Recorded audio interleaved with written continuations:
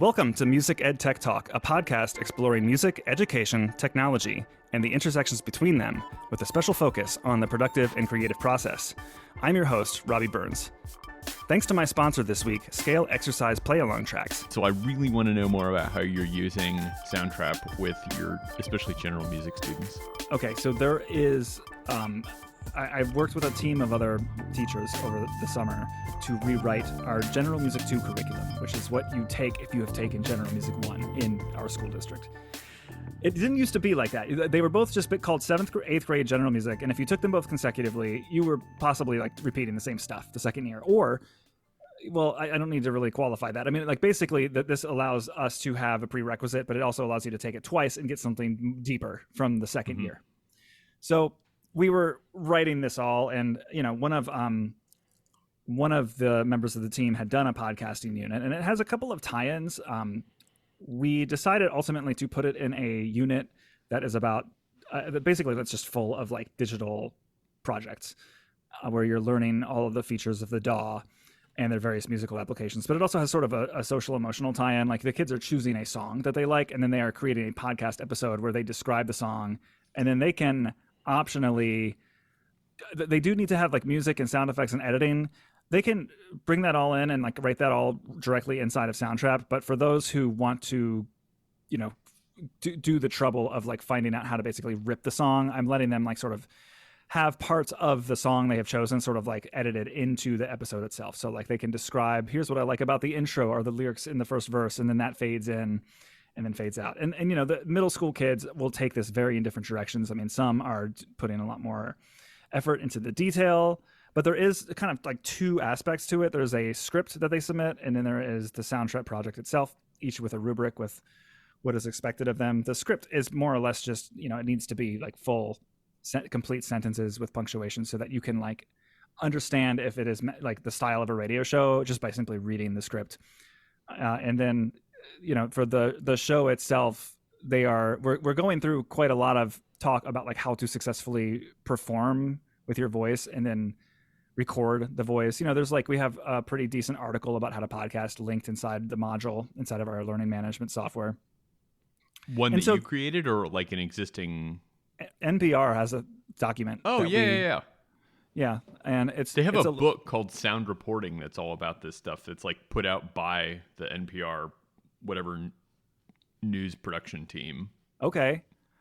That's awesome. Well, okay, so we give them some resources. We give them there's like a reading for the history of podcasting. What is a podcast? It's in the curriculum. You'll be pleased to know that we tell them, exactly what a podcast is and what it means to the open web, but how the iPod popularized the whole medium. So it's like the whole thing is designed to sort of give them an idea. Of course, I find myself when I'm explaining to them like what makes their script successful, I'm finding myself using examples of YouTube more often than I am other podcasts, because there's some common ground there, and like they don't really listen to a lot of podcasts. But I tell them, I'm like, I want you to imagine your favorite YouTuber explaining this song. Would it read the way that you have written these two sentences here? Which, by the way, is not enough information to answer the questions I've given you. So we're working through it, but it's cool because it follows an assignment which we took out of Will Kuhn and Ethan Hines' book Electronic Music School, where they are creating a humorous fake product and then an advertisement for that product. And sort of like we watch a lot of commercials that we want them to sort of model the style of or like do a parody of, and then they create a product. And that's sort of like the introductory lesson to like how to record the human voice and then EQ it and balance it to the music. And they have to add sound effects for that one too. So they're kind of similar projects technically, but one is a much more reflective on music as well as like using a musical tool. And then the Soundtrap, just to kind of get back to how we got on this topic, Soundtrap does have this feature where if you have an audio track with the voice on it, you can click a little button. It's actually a couple of clicks, but you can get a transcript of yourself and then delete the word. You can just delete a sentence and then it'll cut that out of the audio track pretty seamlessly. That's awesome. It's great. Can it do the thing that Descript can do where it will, like, if you mispronounce a word, can like reconstruct you saying that word? So I am in. So you have to actually like go through some steps for Descript to do that. You have to do a voice Right. training, which I'm in the process of going through. They actually did give it some training data for my voice, and I'm having some technical issues in the software getting it to like, and the interface for it they definitely could clean it up a little bit, and I think there's some bugs based on some of their documentation I've read. So I have not successfully created an AI version of my voice yet, but it is coming. And no, I do not believe that Soundtrap can do that yet. It would be hard to believe that they're not thinking about it, given how much popular buzz, the Chat GPT, has sort of gotten more than I expected. I feel like when we recorded, because the last time you were on, I think we talked about AI a bit, and I think even then, that wasn't that long ago, but even then, I don't think I had realized quite how many of my apps, services, and other social media would have some kind of offering with artificial intelligence inside of it. Yeah, I think in some ways it's just like a buzzwordy thing. I don't think they all, first of all, not everything benefits from it. They just staple it on there because it's cool. But even then, like what they mean by AI is pretty fuzzy. I don't know. I certainly don't need AI to help me like type my notes to myself in Craft. Yeah, that is the thing. Totally agree with that. I mean, can I mention the shortcut? Yes. Please. Oh, hey, that was our teaching podcasting to middle school students using Soundtrap cold open. Welcome to the show, David MacDonald. Again. Thank you. We've got some news topics we're going to talk about. There's one main topic today. We're going to talk about Apple Music Classical. And we were just talking about AI, or at least flirting with the topic. So why don't I just ask you if you have used the shortcut S-GPT? I have not used S-GPT. I do enjoy hanging out with GPT. I've not sprung for the ChatGPT Plus subscription that gets you access to GPT-4 based chat. I don't know. Have you done that? No, I think I'm on whatever is the previous version of it, but I did take the step, because part of using the shortcut that we shall describe briefly in a moment is that you have to actually plug in an API key into the shortcut. And that is a thing that requires you to link your money source to your account. So that was a thing that I had to do. I had been kind of stalling on that because I've had numerous... ChatGPT is definitely cool, and there's lots of things I want to use it for. But like the going to the website, logging in, and like kind of getting situated with it was like a lot of steps for me. And was like there were times where I would want to use it, but not badly enough. So what this shortcut does is effectively you just can invoke a key command, or any one of the numerous ways you can invoke a shortcut running on an Apple device, and then it just pops up a little window that you start typing your ChatGPT question into, and then it thinks for a couple seconds, and then it just spits it out back to you, all without really ever taking your fingers off the keyboard. And then you can have conversations with it. You don't at all times see a transcript, but if you want to clarify or refine the result you received, you hit enter, and then it prompts you, do you want to ask any follow-up questions? And then whatever you type in that next question will remember the whole conversation thread. It did involve me. Yeah, it's nice. It's made me actually. So now I can invoke ChatGPT with Command Spacebar. I'm using a launcher app called Raycast these days that has. If you have a shortcut that you use often and you hit Command Spacebar, that's what I've mapped it to. You can immediately if you start typing in the name of a shortcut, it'll just show you all of the shortcuts in your shortcuts app, and you can just hit enter to run one. You can even pass through text, so I can actually hit Command Spacebar, and then I start typing in the name of the shortcut, SChatGPT, and then I can hit the tab key and then type my question right into the launcher app. I don't actually have to even deal with the shortcuts interface at all until I've asked my question. So it's pretty nice. SGPT is available from MacStories.net, which is a website we both follow. It was a shortcut made by Federico Vitici. So just thought I would give credit there, and I'll certainly link to their blog post about it in the notes. So when you use SGPT, when you use SGPT, Uh, how does it keep this through Raycast? How does it keep the conversation going through there?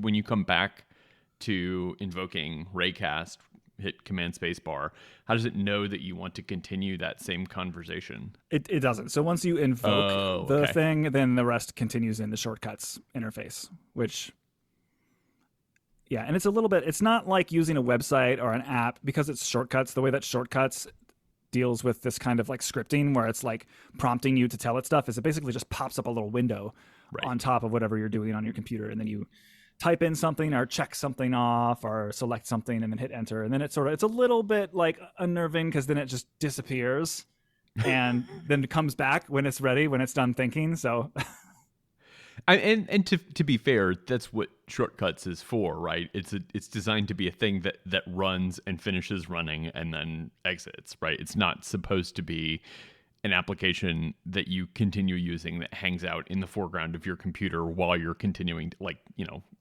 it's not like Microsoft Word or Dorico or whatever where it like hangs out and waits for your input forever. Like that's how shortcuts works. But it is one of the things that I think is particularly interesting about the way ChatGPT, at least now, works on the web, is that it keeps all of your separate conversations, and if you want to return to a conversation you had yesterday or a week ago, you can just go to that conversation and continue, and it remembers kind of the state of that conversation, which is pretty cool. I'm actually, I haven't opened the website since I downloaded the shortcut. I'm wondering if it has been saving all of my chats that I've been doing through the shortcuts. I was going to ask you exactly that question. Okay, it has not, which is interesting. So it must have the API conversations in a separate space than the web-based conversations. Yeah, I mean, but here, just coming back to our podcasting thing. So, I don't think that because the main objective to me about having kids write podcast scripts and humorous advertisement scripts, the main objective is not necessarily like the creativity and like style of the writing itself, however much I coach them through making that good and a meaningful part of it. So it's just funny to see here. My most recent thing was like a student and I were kind of working through their script and they were not understanding like how I wanted them to follow the same style of the video commercials I had provided inside of Canvas. So I typed in, the idea was very clever. The kid had the idea for a sponge to clean your sponge, which I thought was great. And it was called the sponge. He had a great name too, the Sponge Cousin. It's like in the Scrub Daddy cinematic universe. Exactly right. No, it was based on the Scrub Daddy. So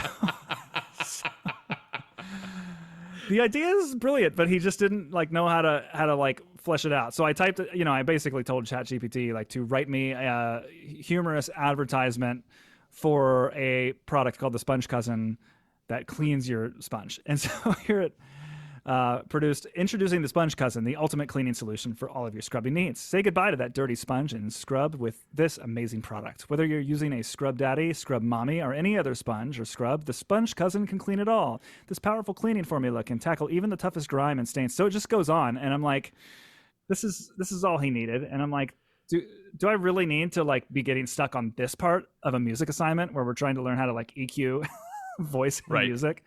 Right. Of course, our kids don't have access to this tool at all. And then, of course, was the inevitable discussion of he's like, wow, these things are going to take our jobs. And I said... Wait, he's in 7th grade and he's worried about the robots taking his job? And I said, or should you do better if the machine can do this? Or should you just spend your time doing other things? Like... Right. You can do better things. The machine can't place the microphone for you. Right, exactly. So anyway, there you go. One of the practical applications of AI in the music classroom. I'm actually going to use it I'm going to let them use it to write lyrics because we are going to do a songwriting project later this year. And I'm not here to get hung up on that part of it when there's so many other interesting and cool musical things we can do in a songwriting unit. That's really funny. I've been thinking about what an interesting final project might be in the second semester of music theory, and I really want them to write a pop song. but I don't want to hold them responsible for the lyrics because I know how terrifying that would be, even for me right now, to say nothing of me at 19. Yep. And so I want to just give them some lyrics that they can use optionally if they don't want to write their own, which I imagine like at least 80% of them would just use the ones that I give them. But I also, A, don't want to create them, and B, don't want to just take lyrics from some other source. And so maybe I should like ask ChatGPT to write a pop song about, I don't know, what would be a funny thing that I can ask ChatGPT to write a pop song about for my college students? I don't know. I mean, I just the other day, out of curiosity, asked it to write a song about a middle school breakup, and it did a pretty funny job with it. All right. I mean, you could get real creative. I mean, actually, I think probably what is the way I'll go about this is, because we're only going to do this in this very, very small 2-level class that I teach this, and I think we might do is just like, I'll pull up the chatbot on the screen and we'll like decide together how we want to coach it through the songs.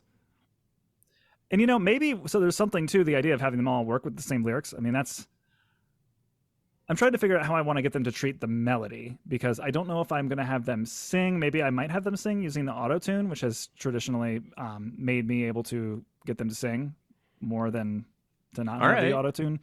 But what I really want to try to do is see if I can get them thinking about like the syllables and the words and in the phrases in relationship to rhythm, and maybe like having Note Flight be the tool that we write the melody in first, and then that easily imports over into Soundtrap. So yeah, I do an exercise when I have students who are studying composition with me and setting text for the first time, is I have them, or even better, sometimes somebody else, record themselves just saying the words, and then I give that recording to the student and ask them to do a like very rough, though as precise as they can, like rhythmic dictation of the spoken text, so they can kind of see where the stresses are. And then that's like the starting point. Obviously you kind of extend stuff from there, but that's like the starting point for their text setting. Interesting. So you kind of like have them think about only the rhythm of the text. Yeah, well, I mean, sometimes I'll have them sit and mark in the same way that you might in like a poetic analysis, stressed and unstressed syllables on a copy of the text, and I print it like so there's a lot of space between all of the lines of the lyrics. And then I have them for at least a little bit mark stress and unstressed syllables, or circle or highlight important words that they would want to like emphasize or do something special with in their setting. But then when it comes to actually writing the rhythm, making sure that the metric stresses line up with the linguistic stresses is really hard for students who've never thought about it before, even college students. And so hearing somebody else do it and just having a fixed recorded version of it and having that be the starting point for the rhythm. And obviously you make a lot of adjustments, like we don't sing and speak at the same pace. But it's a really useful starting point. Okay, that's interesting. We're definitely going to need to talk about this more. We've got a couple more weeks worth of digital projects, before we get there. Yeah, we're going to do a video at making the soundtrack to a blank video with no audio is one of the other projects. We are going to do a vaporwave lo-fi hip hop assignment. Yes. I want to know all about all of these assignments. I'm going to steal all of them and make my 18-year-olds do them. And I'm sure that your 7th graders will do a better job than my first-year university students. Would not be so sure, but we can compare. We can compare notes at a later time. All right. Well, anyway, so ChatGPT, some ideas for your music class if you teach in that kind of context. There are 3 apps that are out as of the last time that I have recorded that I wanted to talk about.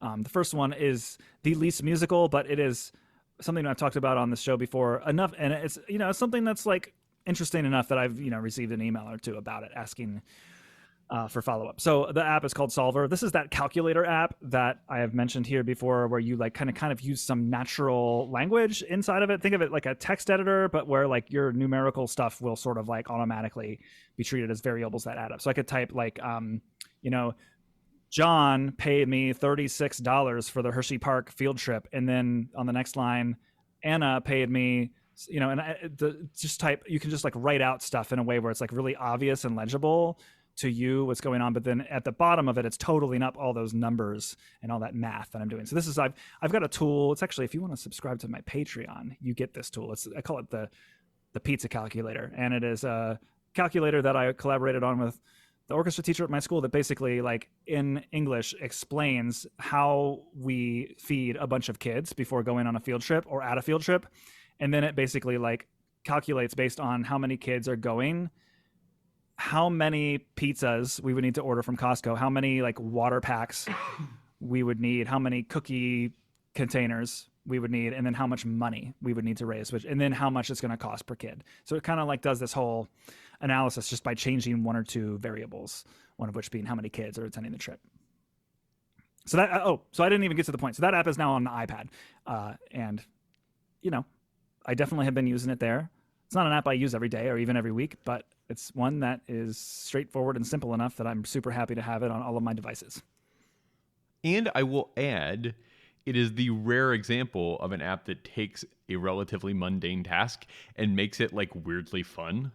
Mm-hmm. And I think there's some value to that, right? There's a lot of things that are, I think we've talked about this before, is in the context of doing stuff on the iPad. Like sometimes it's actually slower to do certain tasks on the iPad, but it is, even for like work kinds of things, for like kind of, you know, digital chores, it's just more fun to do it on the iPad. I totally agree. I think that's true of Soulver. Like it's just more fun to type in and have it spit out the answer. Yeah, totally. I totally love it for that exact thing. Okay, so two more. Farrago 2 is, as of a few days ago, is out, and this is something that I've sort of indirectly talked about on here. I actually have not been able to talk about it, but I've been beta testing it for almost a year. This is the soundboard app from Rogue Amoeba, where I'll link some blog posts in the show notes that I've written about the first version. But this is like, basically, it presents to you a grid of color-coded squares where you can like drag in MP3s from your computer's, you know, hard drive. You can just drag and drop all these little audio files into a grid and then really easily click them to launch them. And of course, there's some minor editing tools, like the volume can be adjusted on each one. You can like fade them in, fade them out, determine if starting one audio file stops the previously running one. And I organize a lot of cool, fun sound bites for my classroom in this app, but also all of my scale exercise play along tracks are color-coded by circle of fifths, so that all of my like warm-up exercises I do in band are really easy to click. And their new version, too, cleans up the user interface quite a bit. It has, I think, over 100 new features, but the three that I'm getting the most mileage out of are the Streamdeck integration, the shortcuts integration, and the free sounds integration. And those, I guess I can explain pretty quickly. So the Streamdeck we've talked about before. It's this, you know, the little plastic grid of squares that you stick on your desk. You can customize what the look of each square is. They're all like little mini screens. And then you can click on one to have it run some sort of like automation on your computer. So like a lot of people use them for streaming, changing the camera angle on the fly. I have some shortcuts programmed to run on mine, but now you can really easily, you install a little add-on that Farrago provides to you in the second version, and then you can just basically, in a really simple way, choose from a selectable list of all of your sound bites and then have a permanently visible trigger to launch that sound clip straight on your Streamdeck, which is cool. I love that.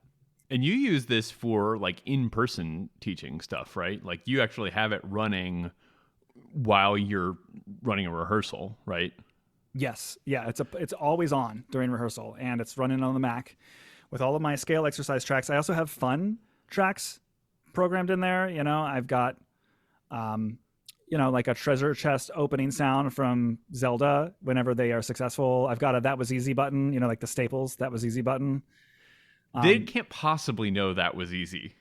They can't possibly know the easy button ads. They don't really, but it's fine. I just click it every now and then when they, you know, complain about something and then do it successfully. Sure.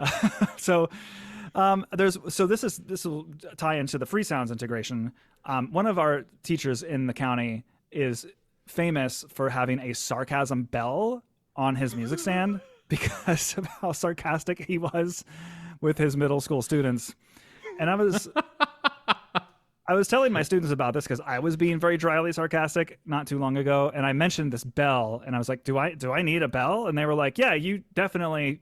There are times where the bell would be helpful." So I typed in bell in the search in the Farrago left sidebar, and now you can like there are I don't know exactly how many, I think thousands of sounds from freesounds.org.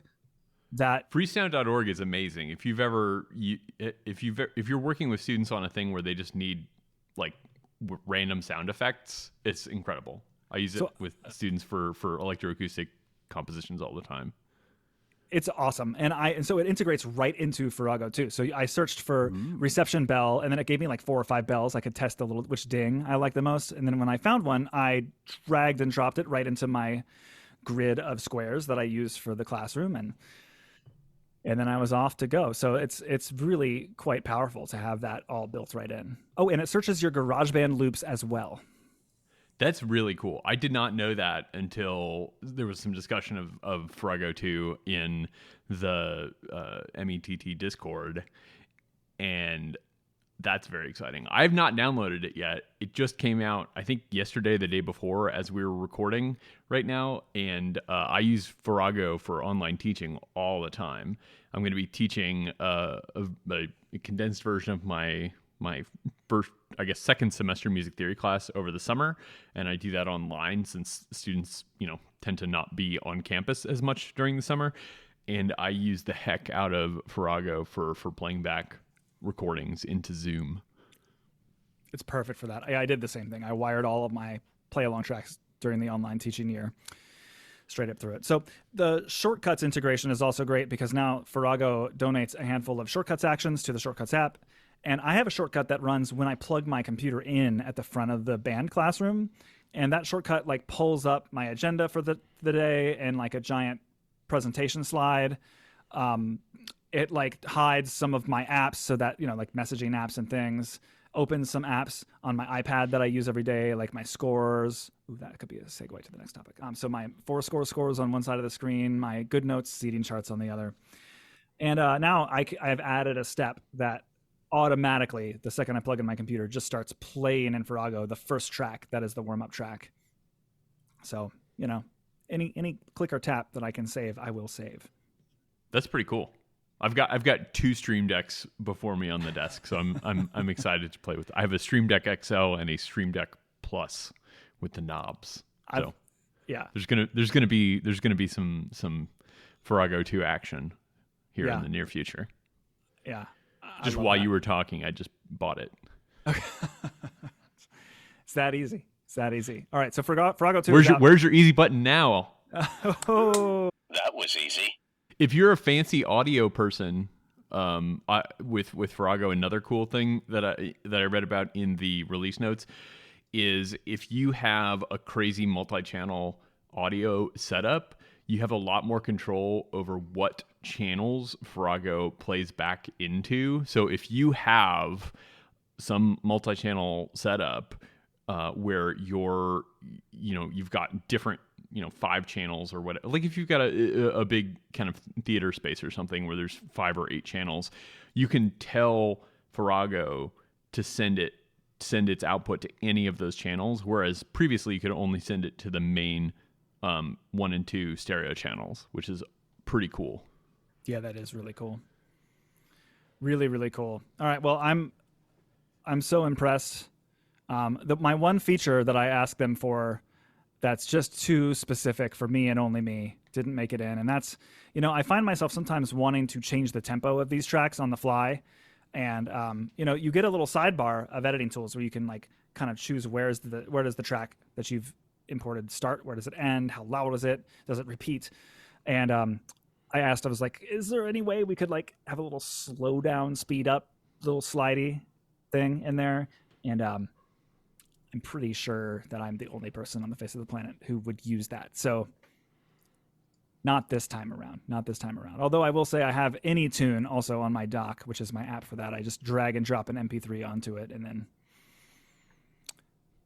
I go for it. One of these days, someone will make my dream music app, which is like a good version of iTunes, which has a sidebar for doing this kind of nonsense. Like change the pitch, change the, Can Anytune use Apple Music tracks. It does do it, but it doesn't really do anything other than all the transcribey stuff. So you can't. It's not like a great library management tool. But yes, it does. You can see all of your songs inside of the Anytune app if they're in Apple Music. That's pretty cool. It's pretty cool. Yeah, I like that Anytune. Okay, well, there's another great app that everyone knows and loves. forScore 14 is out. There's only really one feature I want to talk about specifically, but you as the resident music notation and adjacent apps for iPad guy, maybe you want to talk about it a little. Yeah. So I would say the biggest kind of single feature is a big user interface update. It kind of makes what had been some kind of information dense to the point of being overwhelming screens, splits them up into some different kind of tabs. Basically, the biggest one for me is the score info tab. So if you, in previous versions of forScore, import a new score, and if you tap the top of the screen where the title of the work is, you see this huge list of empty text fields populate down, and it like scrolled on for a pretty long way. And it was pretty overwhelming because, especially since most users probably don't use most of those fields in most of their scores, you might need some of them, but probably you don't need most of them. So that whole score info view has been reorganized, and it looks a lot just less overwhelming, much more approachable, and easier to find things in it because they've separated it out. He, as in Justin Bianco, the solo developer of forScore, has separated it out into separate tabs. So that's kind of the biggest one for me. Was there anything that jumps out to you in the update? Yeah, one thing, and I'll say too that I think I can say this, that Justin is gonna be on this show sometime in the next couple of months, and so if you have questions for him or about forScore and you're listening to this, please shoot me a message on email or any social whatever that you want to reach me on, because I want to get into the weeds with him about it. But there is one cool feature that, to his awesome credit, this is a feature where like I really feel like he was listening to people online who were like requesting this and like asking for this, and he just put it in this release update. And it is a very specific workflow feature, but it's something that I do on my computer a lot lately, which is where I try to use apps where I can like create a link to the data I'm looking at and then like create a contextual link to that somewhere else. So for example, in a recent episode, if you want to go back and listen to me and Teresa Hoover talk about the app Hookmark, we have this whole thing where we talk about how we are creating sort of like project templates for our different areas of life, but where, for me anyway, Hookmark has been a tool where I can say like, okay, like here's this like Excel spreadsheet over here, create a link that I can click, and then it'll take me straight into that spreadsheet, or take a link to this note in my notes app, and it'll take me straight into that note. So forScore has added this feature. I think they call it automation links inside of forScore, but basically what happens is you can hold down a series of keyboard shortcuts. I think it's Control Option Command plus the letter C for copy. And then to your clipboard copies a link that if you paste it somewhere else, that link will take you directly into that page of that score that you were looking at. And the way I use this is two ways. In my teaching lesson plan, I typically will like spell out for myself and my students like what pieces we're going to play, and then I'll have in my notes some stuff I want to work on in the music. Well, I have now taken that heading with the title of the piece we're going to work on, and then I have created it as it made it into a clickable link that will take me straight into the score in forScore. So I'm not like fumbling around with my technology as much during a 60 kid rehearsal. The other thing is, in my private lessons that I teach, I leave notes for the kids on what things out of which method books I want them to play. And for me, inside of their notes, when I return to the previous week's note, I can just click on an assignment I've given them, and it'll take me straight into that in forScore. And it works equally well on the iPad and on the Mac. That's very cool. That's very cool. When you do that, are you getting a link to a bookmark or just any page in forScore? Yeah, I mean, you can do either way. Maybe this is a question for him when he comes on. There is a way. Some of my files are differentiating, like, is it taking me to the score or the page? and I don't always see that option. But of course, I'm using the keyboard shortcut. I think the keyboard shortcut defaults to whatever is the thing you're looking at. That's what you're going to see when you click the. So sorry to Justin if I'm explaining that wrong. I'll clarify with him. But either way, this is a very useful feature, and has cleaned up and tightened up my work a lot. And I will add also that Justin's made a lot of improvements just overall to the design and the user interface design of the whole thing. It's now been a couple of versions ago that all of the kind of glyphs, the symbols on all of the buttons, kind of got a little bit of an overhaul, and that's really nice. And there's been a bunch of kind of just small little fun things that have been added. So for a while, it's been able to use gestures from, I don't know if it's the camera or the Face ID sensor thing, that you could kind of nod your head to have it turn the page if you're like a pianist or something. And now you can wink. It can detect winking to turn the page, which is just kind of fun. I don't know how practical it is, but I don't know. Maybe it's actually more reliable than nodding, since people probably move their heads a little bit when they're playing anyway. So that's kind of cool. And if you've got the latest generation of iPad Pro and Apple Pencil, where it can detect like hovering above the display, that's super cool for the automatic annotation mode, where you just touch the pencil to the screen and it starts. So he's not doing anything special where it's like showing you where you're hovering, which is what a lot of other kind of creative user apps do, where you can hover over a spot on a drawing and it will do something, indicate something to you. But here, when you're hovering, it knows to leave annotation mode instantly, which is really cool. So before, it would just have to wait a certain amount of time after it knew the pencil wasn't touching the screen anymore to leave annotation mode. But now you can have it instantly leave annotation mode as soon as it knows the pencil isn't nearby, which it couldn't detect before. So I think it's a really clever use of a new technology that was added basically for a different use case entirely, but it works really, really well for this. Yeah, that's so awesome. All right, I'm ready to do the main thing. Let's do the main thing. Do you want to talk about Arc Browser or no? I downloaded it. I'm going to play with it and get back to you. We don't have to talk about that. It was just on the list. That's something I was saying about it. I don't have enough. I think I'm not going to like it, is basically my... I didn't like it for a long time either. We can talk about it after you've decided for sure that you don't like it. Oh, are you using it? For some things. Okay. I'm using it for all of my Blackboard. Oh, right. You did tell me this. Yeah, because of the way that it handles. Yeah, I mean, well, and the thing is like a web browser, if it does handle a particular thing you need to do better, that's going to strongly drive. I mean, this is basically why I have moved. I'm all in on Chrome now, even on my other devices. And some of the music education software only works in Chrome. But more importantly, I actually like their tab design and layout, especially the group tabs. I think that putting them at the top instead of in the sidebar is the correct and sensible way. Also giving like some light color coding. Like Apple is just so afraid to throw color or any fun into their web browser, and having like Safari, having my group tabs be on the sidebar is just taking up too much space for me. It's too flimsy. I do like that I can set a focus mode so that when I'm at work, it only shows me certain tabs. That's very cool. But in general, I also don't like how tabs, like if you have a lot of them, you can like, they change their size weirdly and you can scroll through them. And I'm always doing that and getting messed up mentally. I don't want it. Just give me firm, fixed tabs at the top that don't take up a lot of screen real estate. Work when I click them. Run websites I need successfully. Thank you, Chrome, for doing those things. Yeah, I hear you. So I can tell you that Arc also not only puts all of its tab grouping information on the side, it puts all of the user interface on the side. There's no user interface across the top or bottom.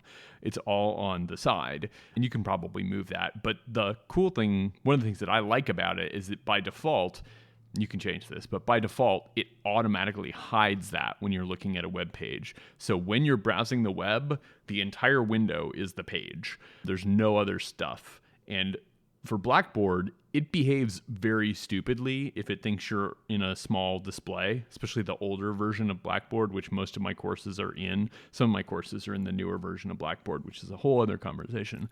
But That's really useful for me. And you can have sort of like the concept of pinned tabs in Chrome. I have a tab for each of my sections of a course that I teach. And if I click them, it will take me to wherever that tab was last. But if I click the icon for that, it will take me to that tab's quote unquote home page, which is the homepage of that course, which is really cool. And so there's a lot of things that it does that I like kind of a lot. Yeah, I do like that pinned tabs seem to respect the URL that they like, kind of get their own homepage basically. Yeah, and they stay open, which my pinned tabs don't in Chrome or Safari, and they seem to, like, if I go to a pinned tab in Chrome or Safari and then I start clicking on other links, like, I don't know what I'm coming back to when I later come back to the pin tab, but somehow they've figured it out that whenever I click that pin tab, it's the thing I had originally pinned, period. So if I'm in Canvas and I start going around to other courses and things, well, if I later click that pin tab, it appears to respect it'll take me back home, not to whatever I was most recently doing. If you just click the tab itself, it'll take you to wherever you left off. But if you click the icon of that tab, that will like relaunch the home of that tab. Got it. Okay. The thing that you pinned. Okay. I got a lot to learn. I like and respect some of the things they're doing. I don't know if it's going to stick. I don't use most of the things that people who really dig on Arc use. And my daily driver browser is still Firefox. Okay. Well, we did talk about Arc. There you go. I didn't mean to do that. Sorry, I railroaded you into talking about the thing that you didn't want to talk about yet. It's cool. It's a web browser. It's not the kind of thing you think that someone's going to reinvent in 2023, but they're trying. So, I guess nobody really thought that Chrome needed to reinvent the web browser whenever Chrome came to exist. And Chrome has defined a lot of what a web browsing experience is. So, it is the Internet Explorer 6 of our age. All right, let's talk about Apple Music Classical. Hey! It's all hot takes. I mean, this app is hot. There's not even an iPad version yet. There's not a Mac version. There's not a CarPlay version. This thing, I just feel like if someone is subscribing to Apple Music, this is basically a new app from Apple that you can download from the App Store that provides a user interface for it. It looks at your Apple Music library. It does not have a different library of only classical music. It's looking to your same library, but it is providing a user interface that better addresses the multitudes of metadata associated with, say, like an orchestral recording, which may have like an orchestra, a year of recording, a conductor, a composer, a couple of soloists, all of this stuff. So it is presenting that to you in a better way. And my hot take is that it does a pretty good job of that. However, it is missing some features from some of the competitors that I would love to see in the future. I'll be honest with you, I've not used a classical music specific streaming service or app like this before. So I don't have anything to compare it to. I know you are a big Adagio stan, but I am really quite pleased with Apple Music Classical. I think the thing for me, because of the way that I address most of the music that I listen to in classical music and the way I teach it, I focus on the composer, and that's always been a really challenging thing to find the information about in Spotify or Apple Music. And oftentimes I would assign students to listen to a recording and write a little thing about it. And I would give them a link to Spotify, and they would often like misidentify who the composer was, and because they don't know, who any of these people are, because they haven't experienced it before.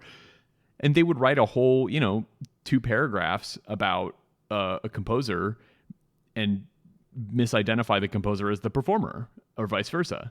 And now with Apple Music Classical, that is much harder to do. It's very clear. And you can even, so my favorite way to navigate Apple Music Classical is by looking for a composer. I have favorited a bunch of composers, which is a really cool thing you can do. So you can favorite artists in Apple Music and Spotify, but in Apple Music Classical, you can favorite composers, and then you can find recent recordings from those composers, and that's pretty cool. And then even within the composer page, not only do you see a list of albums that they appear on, and individual tracks have gone away in favor of works, which is really cool. So you can see, a multi-movement piece listed as a single work. Even if only some of the movements of that have been recorded, it's still listed under this big umbrella of the work. And then you can see there are 6 recordings of this work and 10 recordings of this work and 11 recordings of this work, and you can sort the works by the number of recordings or the popularity, or obviously alphabetically, weirdly by key. I don't know how it knows that, other than if the key is in the title of the work. But it's a very useful way to go about finding stuff. I have favorited a bunch of contemporary composers whose pages are not as fully fleshed out as like Brahms, but there's still in many cases like a headshot and a little bio about them, which is really cool. I've really enjoyed exploring it, with all of the caveats that you mentioned, Robby, that it's really stupid and annoying that there's not an iPad app. We'll start with that. That's probably my biggest gripe with it right now, because I'll show up to class. And I'll want to play some music while students are coming in, and I'm already AirPlay mirroring my screen because I'm going to use my iPad to write stuff on the board later. And when I put up Apple Music Classical, it's just this really like narrow column of iPhone app centered in the middle of the screen. It looks completely stupid.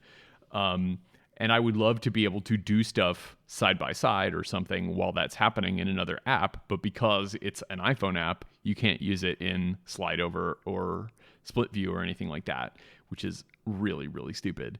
Especially since I don't know this for sure because I was never a PrimePhonic subscriber, but I would have guessed that PrimePhonic had an iPad app. And we should say PrimePhonic is the classical music service that Apple purchased in like 2021 and has kind of taken and re-released as Apple Music Classical, much as they did with Beats Music. They purchased Beats and have re-released it as Apple Music since then.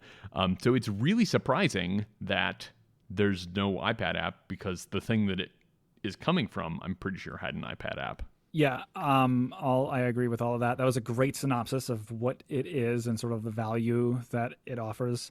I think, I don't know, you can tell me this. I think that the kind of music that fits into a classical music app is music that I am okay having segmented in a different place, mostly because I don't listen to it in the same way that I listen to a lot of other music. Like it's I think of it mostly as a utility. Like I'm not like cooking around the house and listening to like Mahler symphonies. Not often anyway. I mean, it's not I'm to say not either.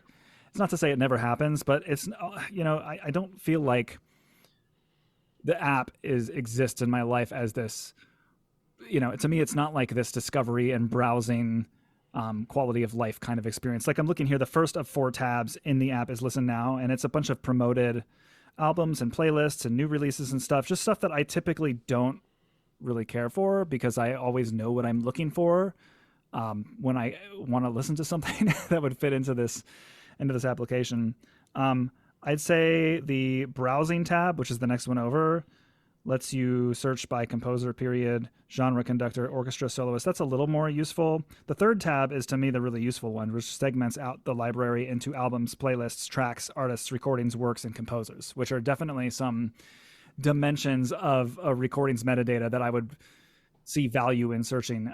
Otherwise you're just searching not necessarily for anything at all. When I search the regular Apple Music app, I just type in a song title or an artist title and then just start clicking around. But this here kind of allows you to sort of focus in on one of those aspects. There are artist pages. So I've just for comparison here, I did pull up Adagio on my Mac, which I'm currently still subscribing to. And I pulled up the Mozart page. Got Wolfgang Amadeus Mozart on. I'm holding my phone up to my Mac here, so I can read to you the different data. Because, listen, like I'm already paying for Apple Music, and as I assume that some are who might be listening. So if that's you, great. You just got this awesome new tool that I think is going to dramatically help you find things you might use in your classroom. For me, there are a couple of use cases where I feel like Adagio is still something I might keep around. I think to occasional moments where my students in my private studio are auditioning for orchestras, like local youth orchestras in the area, and we might want to compare like some timpani excerpts. We might want to listen to like 8 different recordings of someone's play the first movement of Brahms 4. And that's the kind of thing where in Adagio, I can go in and you know, Apple Music Classical does have some filtering. Like you said, you can filter it by key even in some cases.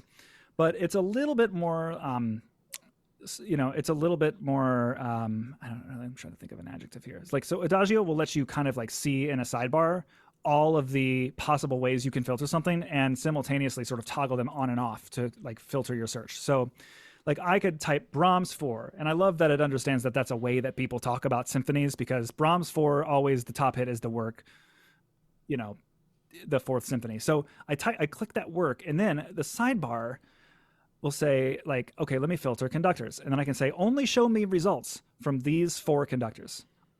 Within that search, only show me these 5 orchestras. Only show me these years.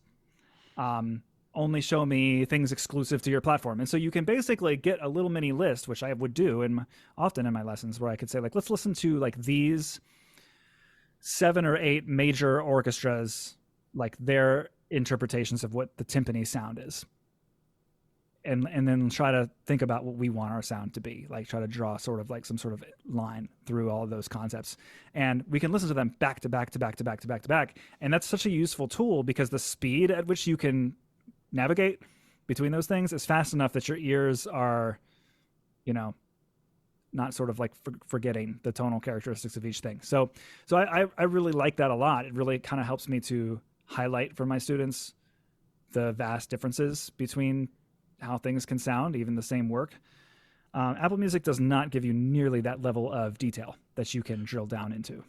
One of the things you can do in Apple Music is you can search within your current search results. And it's not obvious that you can do this, but if you do a search and then you pull down on the list, you'll see a search bar will be there at the top of your search results, and it will say search within whatever the thing is you just searched for. And so you can continue doing that, I think, infinitely, which is a pretty cool thing. Another thing you mentioned that you like about Adagio that I think is also worth saying about these classical music streaming services more generally is they do understand also that there is a lot of need to understand different languages describing the same thing. So we know when we say Brahms 4, we mean Brahms Symphony Number 4. But some recordings might spell symphony the American way. Some recordings might spell the word symphony in German or French or whatever. And a regular pop music streaming service like Apple Music or Spotify doesn't understand that those mean the same thing. And symphony and sinfonia are all like similar enough. They have enough letters in common that they'd probably figure it out. But there's a lot of instances where that's not the case. Like if you're searching for The Rite of Spring, right? The French title is at least as common as the English title, and it still knows that those are the same work regardless of what it says on the album cover, which is super important. The one that I have been testing with is Histoire de Soldat, Stravinsky, which also obviously has very few letters in common with Soldier's Tale in English. But if you search for one, it will pull up all of the recordings regardless of what the album cover says, whether it says it in English or whether it says it in French.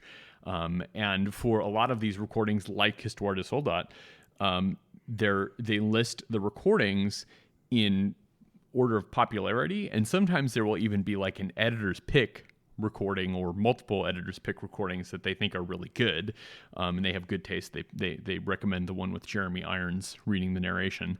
But I think that level of curation is really good, and that level of understanding of the different names for exactly the same musical composition is very, very impressive and very useful. Can you link me the Jeremy Irons reading? Because I did not know that was a thing. It's so good. It's so good. Awesome. That's so cool. All right. I'm coming back for a second here to this composer page that I've pulled up, because I actually think that maybe a little bit of my gripe with the filtering could be the reason why we haven't seen a Mac or an iPad version yet. because I'm looking on my phone. I've got all of the works of Wolfgang Amadeus Mozart pulled up on Adagio and on Apple Music Classical on my phone. Now on my Mac, which is where Adagio is open, the window is bigger. It's wider. And this sidebar that lets me filter genres, like I can do like secular, vocal, chamber, orchestral, keyboard, concerto. So, actually it's mentioning, it's worth mentioning, and I don't know why this is, but like Apple Music Classical says, see all 695 works. Adagio has way more than that. 1,600 at least. 16 For what? For what composer? Works that they have that are associated with Mozart in the database. I don't know how many things that guy composed. I don't know if that would. I don't know if that's like. I mean, I would say that they must be splitting out some things that are not like complete recordings. Like if an aria gets recorded independently of the full opera, for example. And I think the way I have seen Apple Music work for things like that so far, and I have not seen something as small as an aria from a whole opera, but I have seen a number of things where a recording might have only 2 movements of a 5-movement thing, and it still gets listed as the 5-movement thing in the list of recordings. So you're saying that maybe it's differentiating transcriptions I think it might just be grouping things differently, would be my guess. Because I can't imagine that their libraries are that divergent. Okay. I would not expect so either. Because Adagio does not differentiate on library. It's just the way that it's presenting it to you. Right. They do have some exclusive live and otherwise, recorded stuff. But okay, so I'm just looking here. I'm looking at the filtering. So, I mean, Adagio definitely has more ways that I can filter the works, but the way that it presents it to me, sort of in the left side, I don't know if I could really call it a sidebar, but sort of off to the left of where the actual titles of the works are, definitely is what's convincing me that this feature is there, but it is technically there in Apple Music Classical. It's just, you got to poke around a little bit. It is cool that I can sort these by key.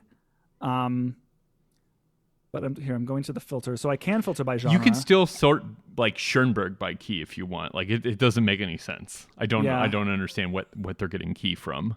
So this to me is an app that is unfinished, but the utility is obvious. Anyone right. I think that's fair. I think we've explained it pretty well. I do think that Adagio will have a place in my life a little longer. I don't think this will be the last that I want to address this topic here, but I figured that, I wrote even just like a little short post about that it exists and had people email me saying, thank you for telling me that this exists. So it's out there. It's useful. Go download it. And my fear is that, like, cynically, that this will be the end of it, or the end of like major, like, because that's the thing that we have seen Apple do with other products and other, especially software products before, is like make 3/4 of a thing and then decide that that's enough of that thing for most people, and so never touch it again. So I'm hoping that that's not the case here, but I would at least like to acknowledge that it's a possibility. Apple is so guilty of that with software, especially, and I would like to believe that they didn't go just buy this very specific streaming app to release it and then sleep on it for the rest of eternity. It's also worth noting, because it's an Apple Music thing, it still does a lot of the fancy Apple Music audio stuff. So it does spatial audio, it does Apple Music lossless, which are 2 things that you're not going to find in a lot of other streaming services, just because it requires a lot of bandwidth and data in a data center somewhere to have lossless streaming happen.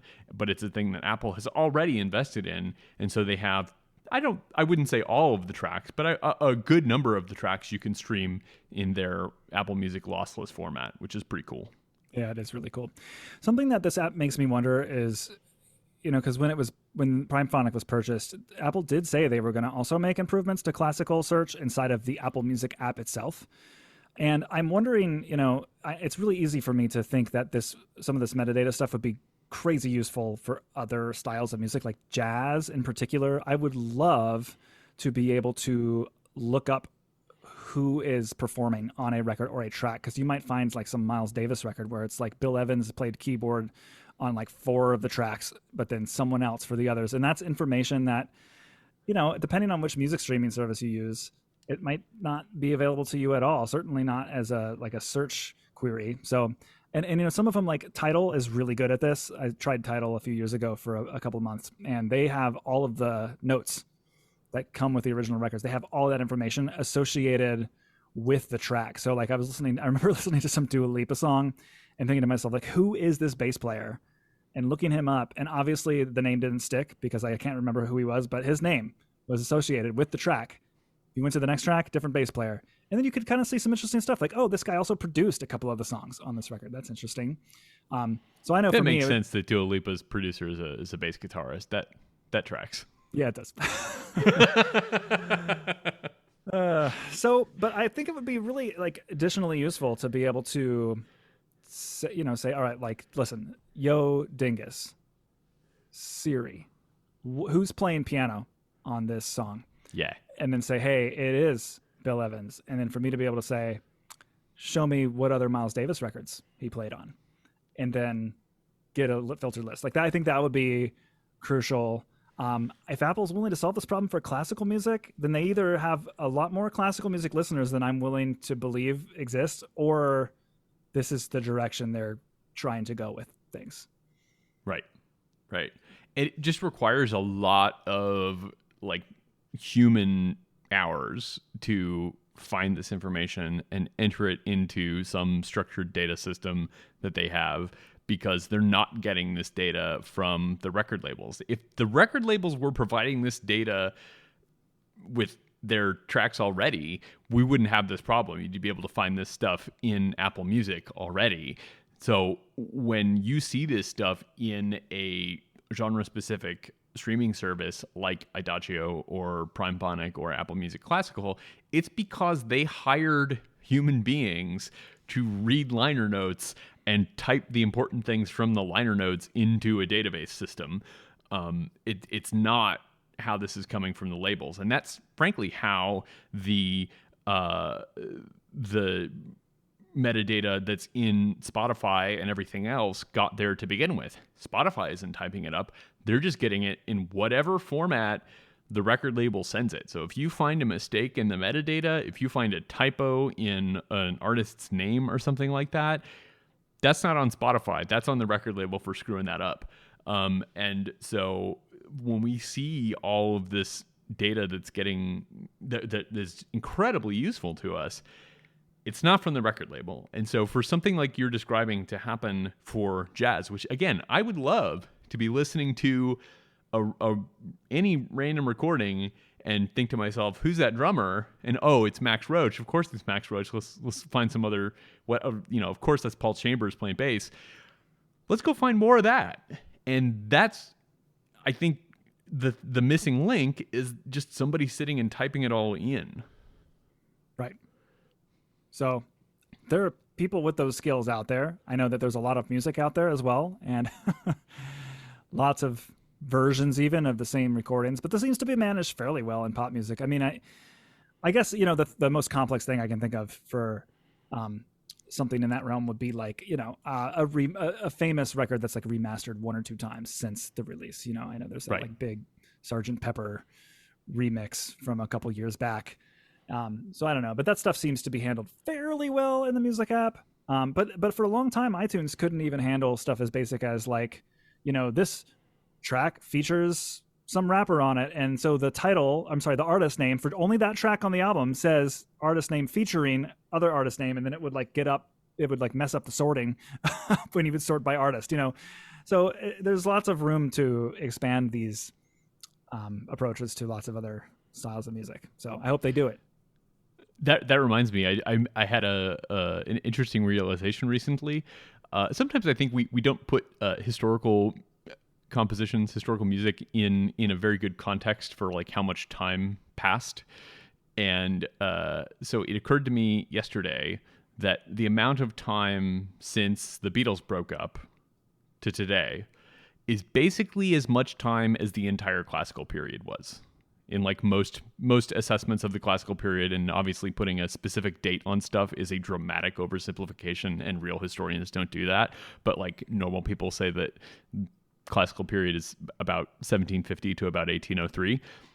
It's been 53 years since 1970. And we're not like really going to go on this soapbox now, but that says things to me about the fact that like my music history course in undergrad stopped way before the Beatles. Even I think there was like a day where in the last 5 minutes of the last class, the teacher was like, and then jazz and rock and popular music existed sometime after this. Yeah. Have a great summer. Yeah. Yeah. Okay.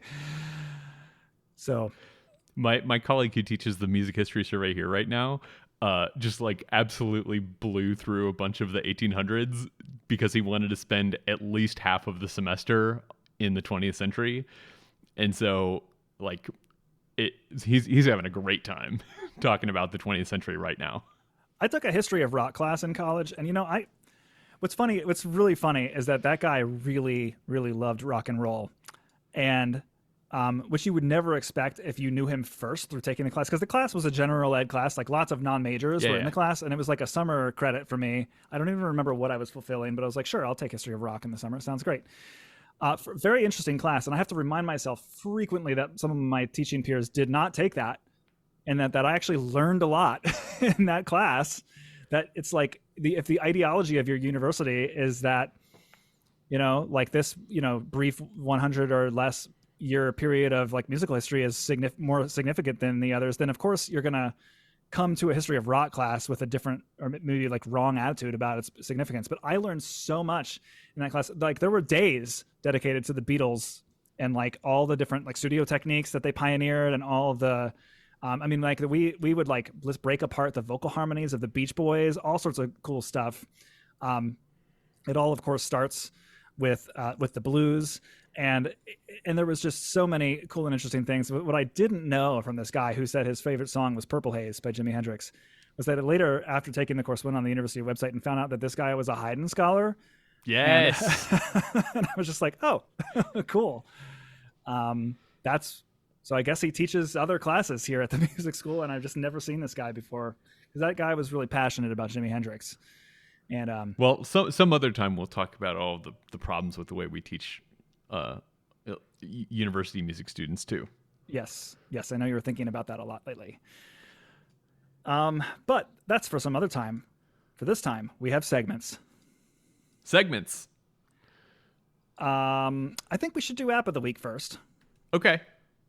My app of the week is a totally different thing than any of the other apps we talked about, but my tech tip is going to connect to an app we already talked about. So, app of the week, I'm going to say DayOne. I don't think I've talked about it on here before. All right. It's a journaling app. I've been doing some of that lately. I'm not here to talk about the benefits of journaling. I'm just here to say that if you are someone who wants to journal digitally, I cannot think of a better app to do it than DayOne. It has tons of features that can like pull in the music you're listening to, the weather, your steps of the day, your photos. It can depict your journal entries to you on a beautiful calendar grid with like rich media, like all your photos from that day will appear on the calendar days that you took them. And you can create multiple different journals. It's just a really nice tool. I like that it connects to the Apple Health app, and it gives me points for mindfulness when I am using it, which I like. Nice. So DayOne, very good. I will say, if you are looking for a journal type app, one of the problems that I have had with DayOne in recommending it to friends and colleagues is that it is, I believe, only on Apple platforms, right? I think they have a or maybe not anymore, because they got bought by Automatic, who makes WordPress. At the time that I was recommending it to somebody, it was not available on Windows, and they really wanted to use it on Windows. And so I got them into Journey, which is basically DayOne knockoff, but it's more cross-platform than DayOne. But I think, go ahead. I do like Journey. I've used it before. DayOne is available on the Google Play Store, the Mac App Store, and the iOS App Store. So I'm glad that is all totally wrong information. So your app, Journey, did you want me to do my app, or? You can talk about Journey too if you want to. No, that was not going to be my app. Okay. Or sorry, I said that wrong. Your app is DayOne. You said your tech tip was going to be connected to it. Do you want to do your? Oh no, it's connected to a tip? previous app we talked about. So go for it. Okay. So my app pick of the week, I had to pick just one. We're all, I think by the time this episode is published, going to be starting to think about summer and travel and going to cool places and relaxing and vacationing. And an app that I used last summer for some travel that helped me out a lot. I went to Europe, and at least in North America, our mobile phone plans suck if you are leaving the country. And I know this is not the case everywhere, especially in places where leaving the country is far more common than it is in the United States. But if you go somewhere and you would like to use your mobile device to upload stuff to Instagram or just take pictures and have it backed up to the cloud, to say nothing of like texting people and looking up maps and things, not having a data plan on your smartphone is super annoying. And so there have been lots of solutions to this in the past. I've done the thing where I've gone to Europe and went to a Vodafone kiosk and got a SIM card that I slotted into my phone. Well, my iPhone currently does not have a SIM card slot. And if you have a relatively recent iPhone, you also may not have a SIM card slot. And the last time I was in Europe, I used an app that set up an eSIM on my phone. That app is called Airalo. I don't know if I'm saying that correctly at all.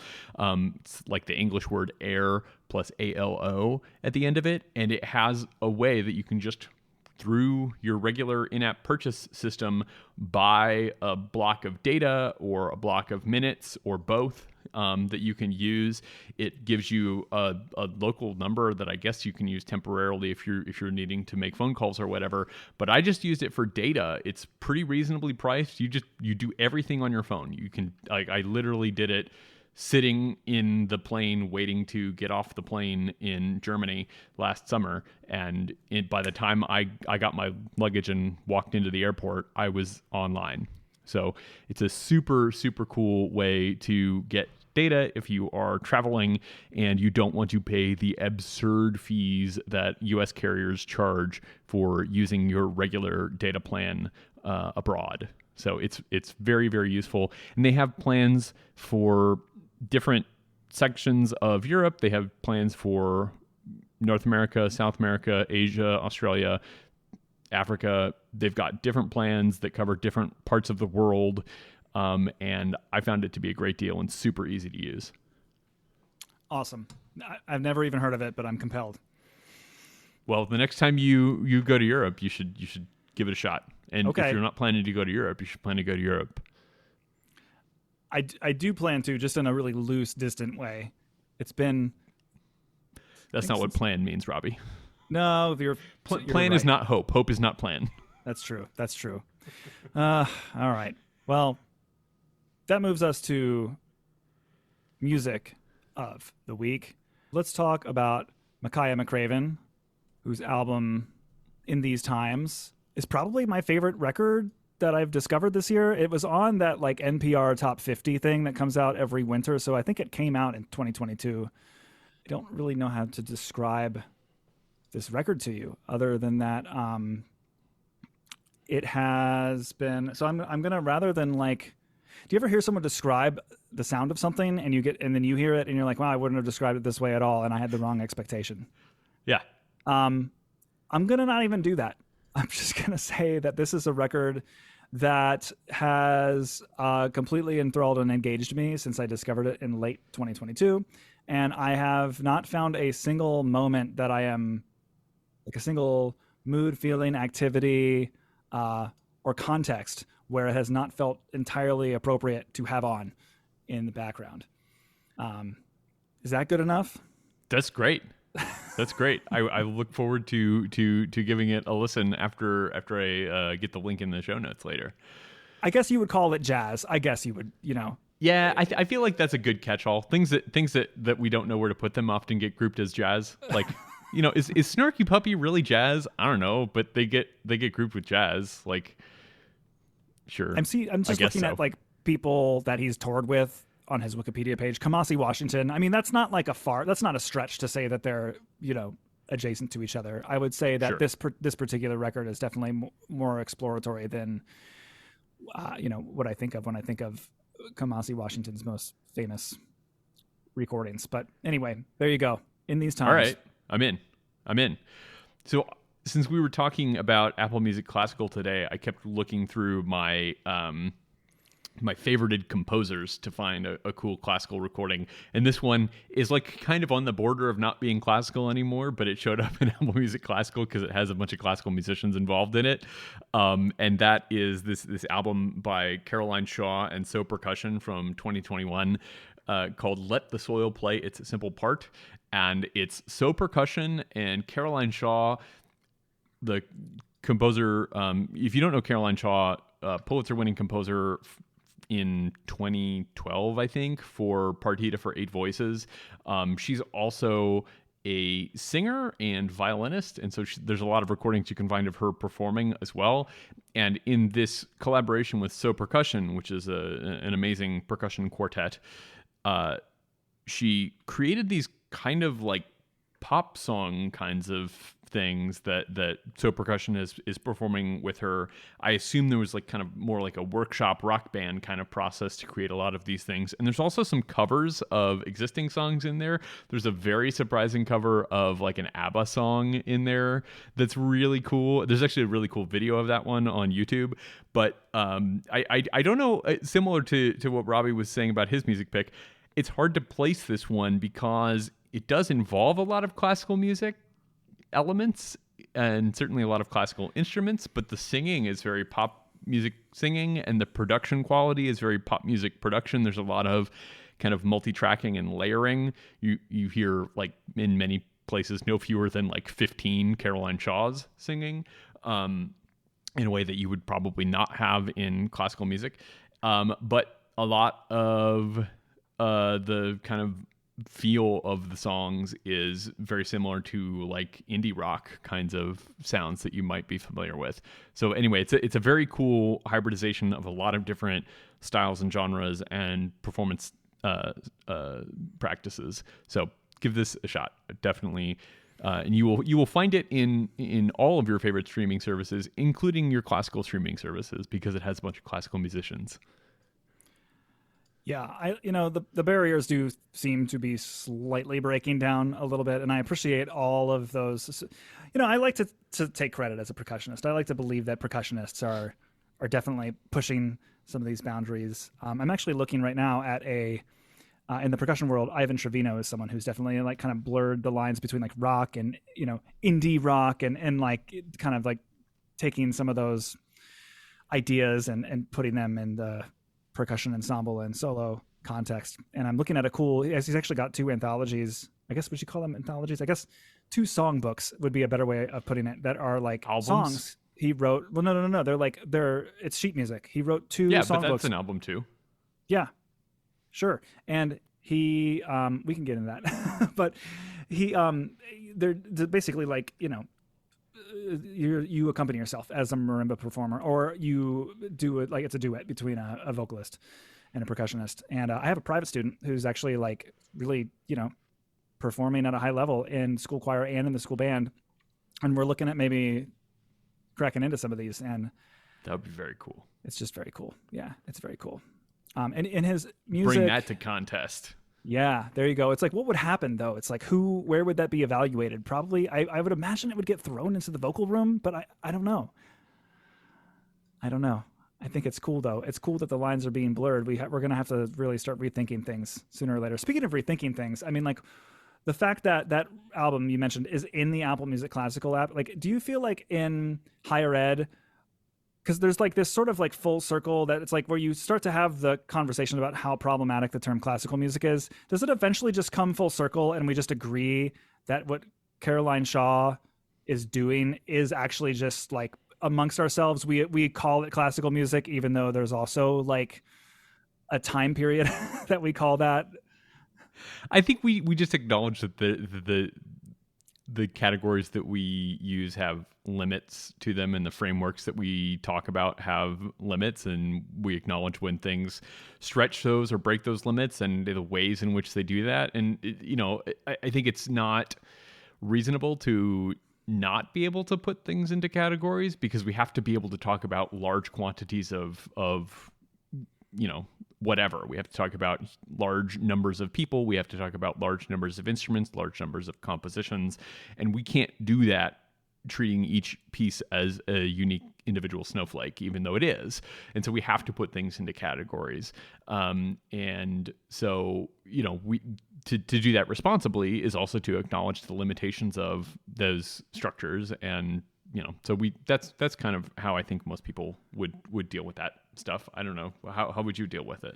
Yeah, I mean, I think if we can understand, which I think a lot of people do who have studied music at this level, if we come to understand the term classical as meaning more like structures and systems that are in place that relate to how people, what kinds of contexts people listen to and make music in, and some of the walls and limitations that come associated with that, I think classical can take on a meaning that is much broader than a style that took place at a particular time and place in history.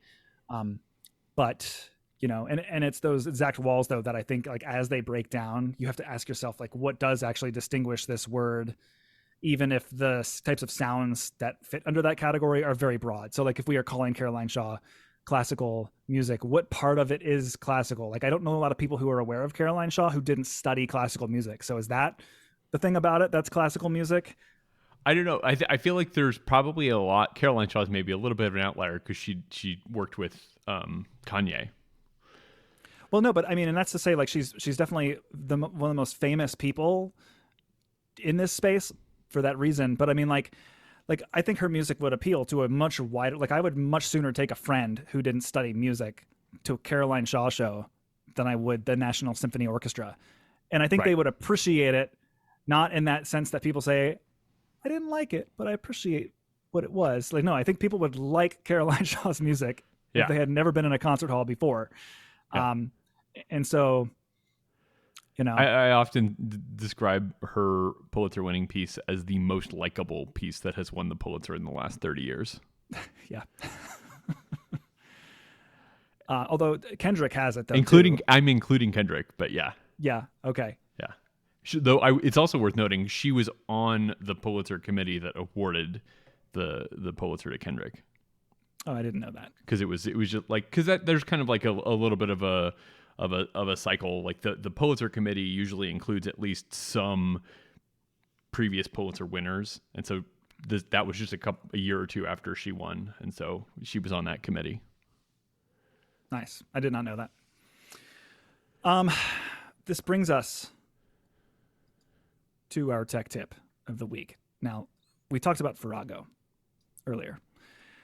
Farrago is, of all of Rogue Amoeba's apps, which are only available on the Mac, this is probably the one that I think would fit the best on the iPad, just because it presents itself to you as this grid of giant tappable buttons.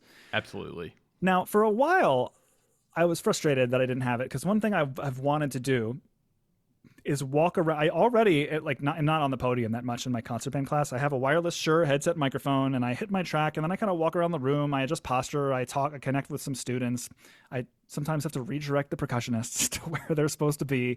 But then it's like I always have to run back to the front of the room to hit the next track for the warm-up. Well, I've realized there's technically a way around this now that Farrago has support for the Stream Deck. There is a Stream Deck app that can run on iOS, and it's not available on iPad, but the iPhone version runs on the iPad.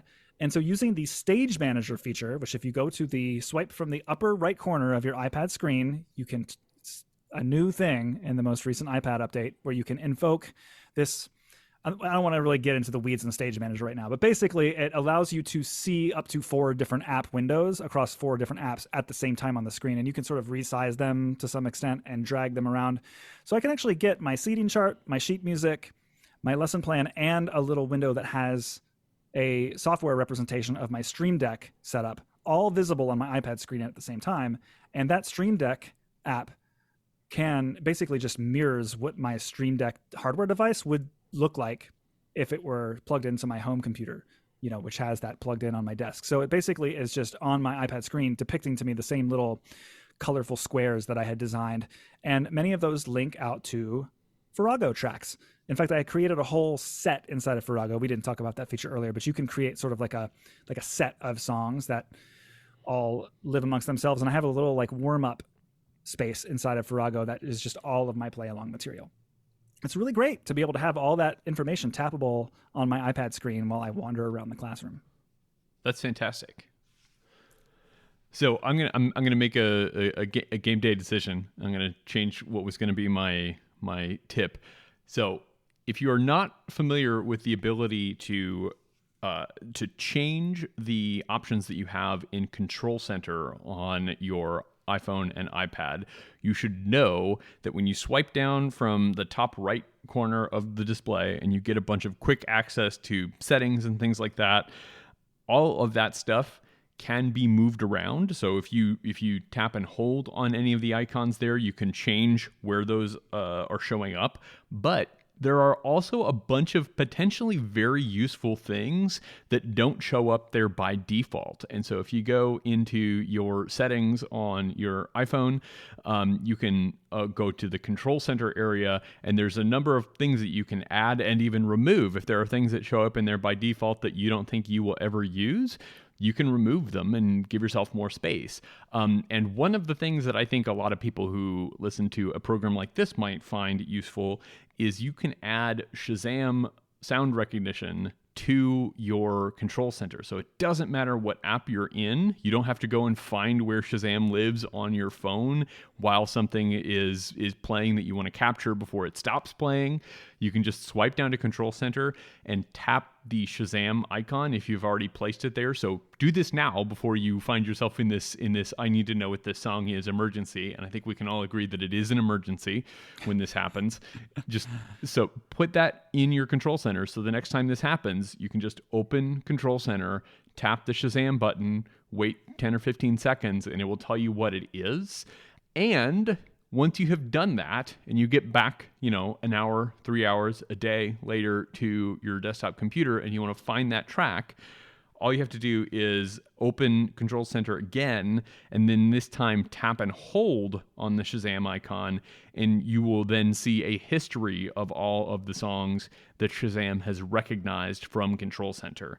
Worth noting, if you have the Shazam app installed, this is a different history list than the ones that you have identified from the Shazam app. So if you've used the app to identify a song, it will show up in the app's recognition history. If you use the Control Center thing to identify a song, it will show up in the Control Center version of your Shazam history. But it's all there, so you can go back and find stuff from 2 months ago if you have forgotten to go back and find it, or if you're just out and you're like, what was that song that we heard at the coffee shop in March? You can go back and find that if you've Shazammed it in the past from Control Center. Awesome. Great tip. David, I think that's the show. Sounds good to me. Yeah. Where can people find you?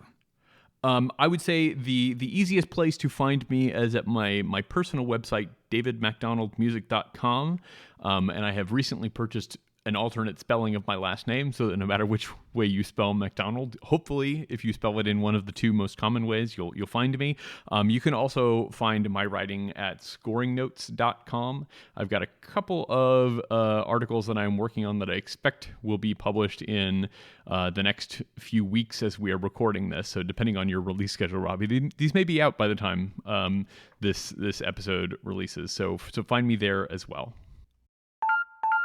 Today, I would like to introduce you to my scale exercise play-along tracks with trap beats, available for sale at robbyburns.com.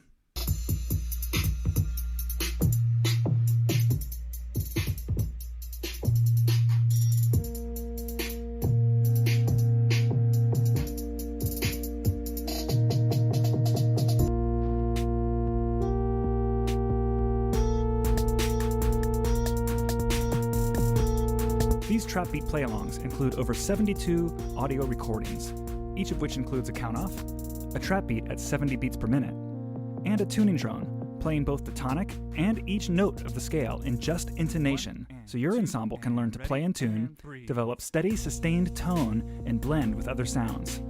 These drones are stacked over top engaging trap beats that help students to practice at slower tempos while developing steadiness of time and a better concept of how the beat is subdivided. The scale exercises include whole notes, half notes, quarter notes, eighth notes, scale and thirds, and a mini scale with an arpeggio at the end in all 12 keys. I've also included 3 speed variations of a Remington exercise, so band ensembles can work on their favorite tone and technical exercises, whether they be from a method book or of your own invention. The tracks are $15, but for $40, you can get the stems to the tracks in Logic Pro and GarageBand format, so that you can do things like speed them up and slow them down, change the pitch,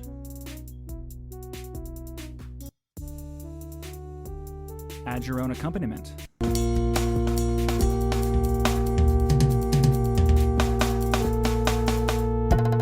take out my voice and add your own, and 2 and 3 and go. Or even sequence the tracks together to completely automate your ensemble warm-up. These tracks are perfect for running through your Google Meet, Zoom, or virtual teaching platform of choice, or for running through the loudspeakers at the beginning of your in-person rehearsal. Check them out now at robbyburns.com/store. I'm Robby Burns. Thanks for listening to Music Ed Tech Talk. You can find the show's page, show notes for the episode, and my blog at musicedtechtalk.com. You can subscribe to blog posts through an RSS app of your choice, and you can subscribe to the podcast in the podcast app of your choice. You can now get blog posts delivered right into your email inbox once a week. Please rate and review this show in the podcast app. It absolutely helps. It'll take a second and just a few taps. Word of mouth is helpful too, so please spread the word about it. Learn more about my music and teaching career at robbyburns.com. You can find me on Twitter, Facebook, Twitch, and YouTube at Robby Burns.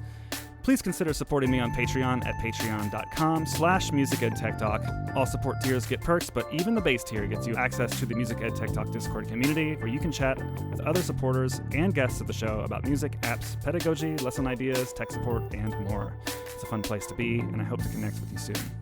Thanks to this week's sponsor, Scale Exercise Play Along Tracks. Be sure to check it out, and see you next time.